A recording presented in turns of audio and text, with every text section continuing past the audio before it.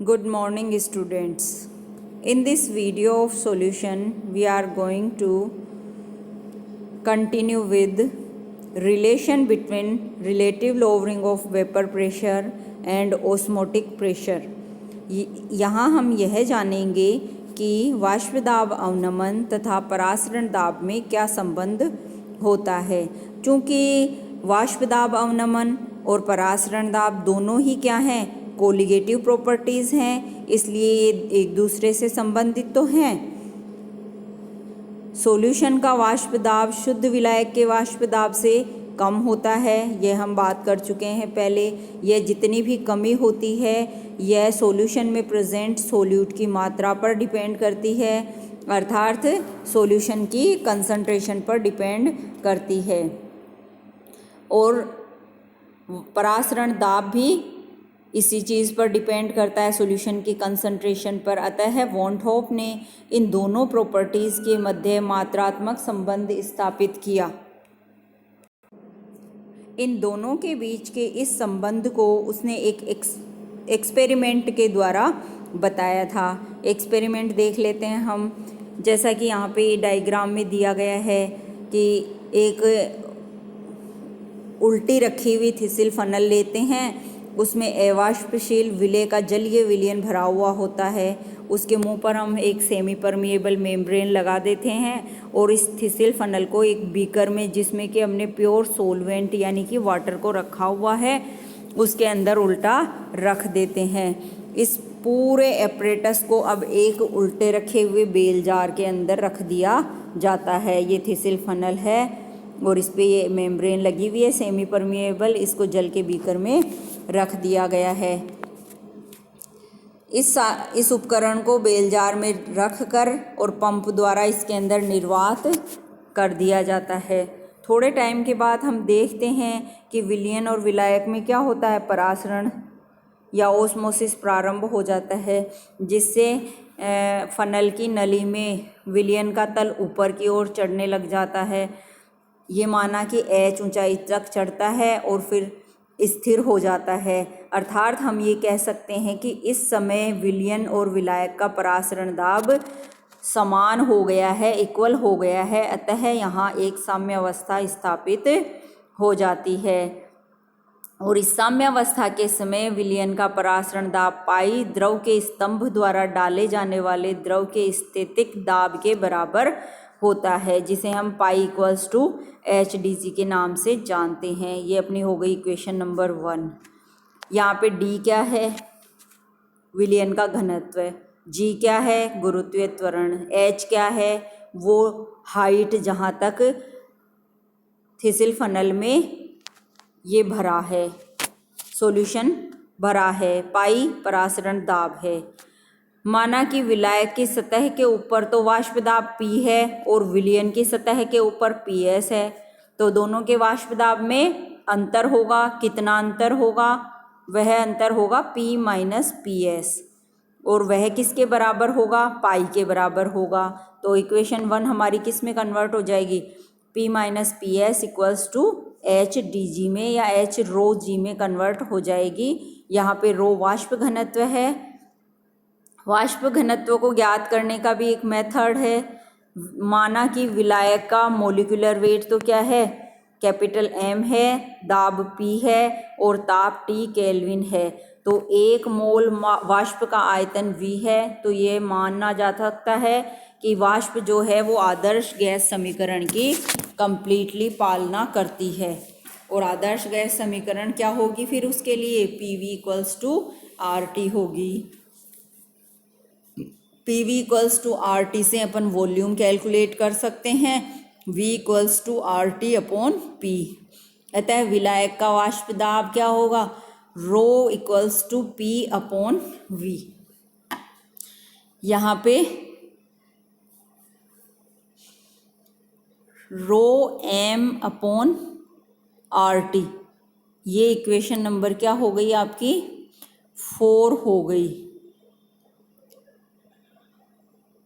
V की value रख दी अपन ने यहाँ पे, rho equals to P upon V होता है, तो V की वैल्यू रख दी RT अपॉन P। तो अपने पास क्या आ गया, PM पी है, ये रो नहीं है, P M upon R T आ गया। तो रो की वैल्यू क्या हो गई, P M upon R T. ये इक्वेशन नंबर 5 हो गई अपनी। इक्वेशन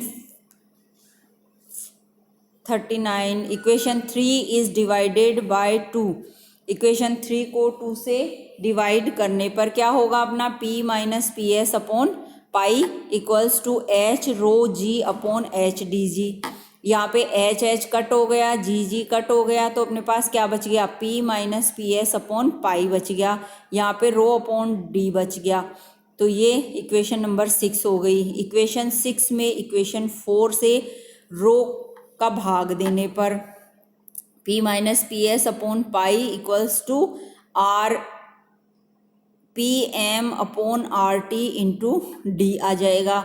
और इसको रीअरेंज करने पर, ये P को अपन इधर ले आए और पाई को उधर ले गए, रीअरेंज करने पर P minus P S upon P equals to M upon R T D into pi. Equation number 7 आ गई। ये इक्वेशन नंबर 7 जो होती है वास्तव में वाष्प दाब के आपेक्षिक अवनमन में परासरण दाब के बीच में संबंध को बताती है। डाइल्यूट सॉल्यूशंस के लिए एक्चुअली क्या होता है, उनकी डेंसिटी डी को विलायक के घनत्व के बराबर हम मान सकते हैं, और अगर कांस्टेंट टेम्परेचर रखा जाए तो विलायक के लिए आर एम और डी भी कांस्टेंट ही होते हैं। तो इक्वेशन 7 किस में कन्वर्ट हो जाएगी, बाकी सब चीज़ें यहाँ पे कांस्टेंट हो गई, पाई बच गया, P minus P S upon P proportional to pi. अर्थात हम क्या कह सकते हैं, वाष्प दाब का जो आपेक्षिक अवनमन है वो विलयन के परासरण दाब के समानुपाती होता है। अर्थात जैसे जैसे परासरण दाब में वृद्धि होगी वैसे वैसे वाष्प दाब का अपेक्षिक अवनमन भी कम वृद्धि होती जाएगी। पाई में वृद्धि होने पर आपेक्षिक दाब अवनमन में वृद्धि होगी, उतना ही अधिक अवनमन होगा। पाई में कमी होने पर आपेक्षिक दाब का अवनमन भी कम मात्रा में होगा। कांस्टेंट टेम्परेचर पर अगर विलायक का वाष्प दाब भी स्थिर हो तो हम क्या कह सकते हैं इसे, P minus P S equals to M upon R T D equals to pi से रिप्रेजेंट कर सकते हैं, या ये जो बाकी वैल्यूज़ हैं उनको कांस्टेंट, नया कांस्टेंट दे सकते हैं, K से रिप्रेजेंट कर दिया अपन ने, P minus P S proportional to pi. यहाँ से भी यही फॉर्मूला अपने पास आता है, किसी भी विलयन का वाष्प दाब अवनमन परासरण दाब के समानुपाती होता है।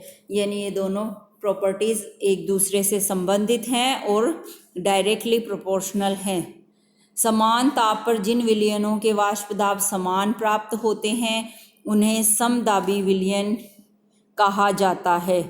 समपरासरी विलयन वास्तव में समदाबी विलयन भी हो सकते हैं। राउल्स के नियम का डेरिवेशन करके देख लेते हैं हम। राउल्स के नियम का भी हम डेरिवेशन करना है। माना कि विलय के n मोल हैं, विलायक के कैपिटल N मोल में घुले हुए हैं और विलयन का आयतन कैपिटल V है, तो वॉन हॉफ समीकरण सॉल्यूशंस की क्या कहेगी, pi V equals to N R T, pi equals to N R T upon V हो गया। यदि सॉल्यूशन अत्यंत ही डाइल्यूट हो तो विलयन का घनत्व D और आयतन V के बीच में V क्रमशः विलायक का घनत्व और आयतन भी माना जा सकता है। स्मॉल d की वैल्यू अपन कैपिटल M अपॉन V से रिप्रेजेंट कर सकते हैं, तो V क्या आ जाएगा, यहाँ पे M अपॉन D आ जाएगा और इनटू यहाँ पे इसके नंबर ऑफ मोल आ जाएंगे। तो ये फॉर्मूला आ गया अपने पास, जिसमें कैपिटल N वास्तव में क्या बताते हैं, विलायक के मोलों की संख्या को बताते हैं। पीछे डेरिवेशन में हमारे पास एक इक्वेशन आई थी, pi equals to N R T upon V। यहाँ पे देखिए ये रही 46 नंबर पे लिखी हुई है N R T upon V। V की जगह हम क्या रख देंगे, एन एम अपॉन डी रख देंगे। V की जगह हमने यहाँ लिख दिया एन एम अपॉन डी। अब देखिए इसको सोल्व करने पर क्या आ गया, pi equals to N R T D upon N M. Pi की वैल्यू को इक्वेशन 43 में पुट कर देंगे अपन, पिछले डेरिवेशन में आया हुआ है इक्वेशन नंबर 43। देखिए ये रही